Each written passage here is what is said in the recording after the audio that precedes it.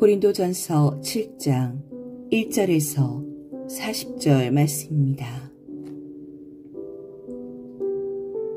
여러분이 적어보낸 문제를 두고 말하겠습니다. 남자는 여자를 가까이 하지 않는 것이 좋습니다. 그러나 음행에 빠질 유혹 때문에 남자는 저마다 자기 아내를 두고 여자도 저마다 자기 남편을 두도록 하십시오. 남편은 아내에게 남편으로서의 의무를 다하고 아내도 그와 같이 남편에게 아내로서의 의무를 다하도록 하십시오. 아내가 자기 몸을 마음대로 주장하지 못하고 남편이 주장합니다. 마찬가지로 남편도 자기 몸을 마음대로 주장하지 못하고 아내가 주장합니다. 서로 물리치지 마십시오. 여러분이 기도에 전념하기 위하여 얼마 동안 떨어져 있기로 합의한 경우에는 예외입니다. 그러나 그 뒤에 다시 합하십시오. 여러분이 절제하는 힘이 없는 틈을 타서 사탄이 여러분을 유혹할까 염려되기 때문입니다. 그러나 내가 이것을 말하는 것은 그렇게 해도 좋다는 뜻으로 말하는 것이지 명령으로 말하는 것은 아닙니다. 나는 모든 사람이 다 나와 같이 되기를 바랍니다. 그러나 각 사람은 하나님께로부터 받은 은사가 있어서 이 사람은 이러하고 저 사람은 저러합니다. 결혼하지 않은 남자들과 과부들에게 말합니다. 나처럼 그냥 지내는 것이 그들에게 좋습니다. 그러나 절제할 수 없거든 결혼하십시오. 욕정에 불타는 것보다는 결혼하는 편이 낫습니다. 결혼한 사람들에게 말합니다. 이것은 나의 말이 아니라 주님의 명령입니다. 아내는 남편과 헤어지지 말아야 합니다. 만일 헤어졌거든 재혼하지 말고 그냥 지내든지 그렇지 않으면 남편과 화해하여야 합니다. 그리고 남편도 아내를 버리지 말아야 합니다. 그 밖의 사람들에게 말합니다. 이것은 나의 말이요 주님의 말씀은 아닙니다.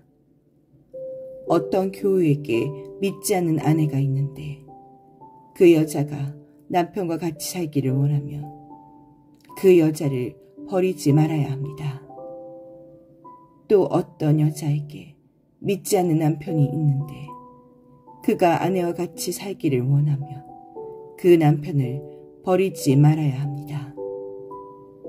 믿지 않는 남편은 그의 아내로 말미암아 거룩해지고 믿지 않는 아내는 그 남편으로 말미암아 거룩해졌습니다. 그렇지 않으면 그들의 자녀도 깨끗하지 못할 것인데 이제 그들은 거룩합니다. 그러나 믿지 않는 사람 쪽에서 헤어지려고 하면 헤어져도 됩니다. 믿는 형제나 자매가 이런 일에 얽매일 것이 없습니다. 하나님께서는 여러분을 부르셔서 평화롭게 살게 하셨습니다. 아내되니여 그대가 혹시나 그대의 남편을 구원하는지 어찌합니까? 남편되니여 그대가 혹시나 그대의 아내를 구원하는지 어찌합니까? 각 사람은 주님께서 나누어 주신 분수 그대로 하나님께서 부르신 처지 그대로 살아가십시오. 이것이 내가 모든 교회에서 명하는 지시입니다. 할례를 받은 몸으로 부르심을 받은 사람은 굳이 그 할례 받은 흔적을 지우려고 하지 마십시오. 할례를 받지 아니한 처지에서 부르심을 받은 사람은 굳이 할례를 받으려고 하지 마십시오. 할례를 받은 것이나 안 받은 것이나 그것은 문제가 아니고 하나님의 계명을 지키는 것이 중요합니다. 각 사람은 부르심을 받은 그 때의 처지에 그대로 머물러 있으십시오. 노예일 때에 부르심을 받았으니까 그런 것에 마음 쓰지 마십시오. 그러나 자유로운 몸이 될 수 있는 기회가 있으면 어떻게 해서든지 그것을 이용하십시오. 주님 안에서 노예로서 부르심을 받은 사람은 주님께 속한 자유인입니다. 그와 같이 자유인으로서 부르심을 받은 사람은 그리스도의 노예입니다. 여러분은 하나님께서 값을 치르고 사신 사람입니다. 그러므로 사람의 노예가 되지 마십시오. 형제자매 여러분, 각각 부르심을 받은 그때의 처지에 그대로 있으면서 하나님과 함께 살아가십시오. 주님께서 처녀들에 대해서 하신 명령을 나로서는 받은 것이 없습니다. 그러나 나는 주님의 자비하심을 힘입어 믿을 만한 사람이 된 사람으로서 의견을 제시합니다. 지금 닥쳐오는 재난 때문에 사람이 현재 상태대로 살아가는 것이 좋다고 나는 생각합니다. 아내에게 매였으면 그에게서 벗어나려고 하지 마십시오. 아내에게서 놓였으면 아내를 얻으려고 하지 마십시오. 그러나 결혼한다고 할지라도 죄를 짓는 것이 아닙니다. 그리고 자녀가 결혼을 하더라도 죄를 짓는 것이 아닙니다. 그러나 그들이 살림살이로 몸이 고달플 것이므로 내가 아껴서 말해주는 것입니다. 형제자매 여러분, 내가 말하려는 것은 이것입니다. 때가 얼마 남지 않았으니 이제부터는 안에 있는 사람은 없는 사람처럼 하고 우는 사람은 울지 않는 사람처럼 하고 기쁜 사람은 기쁘지 않은 사람처럼 하고 무엇을 산 사람은 그것을 가지고 잊지 않은 사람처럼 하고 세상을 이용하는 사람은 그렇게 하지 않는 사람처럼 하도록 하십시오. 이 세상의 형체는 사라집니다.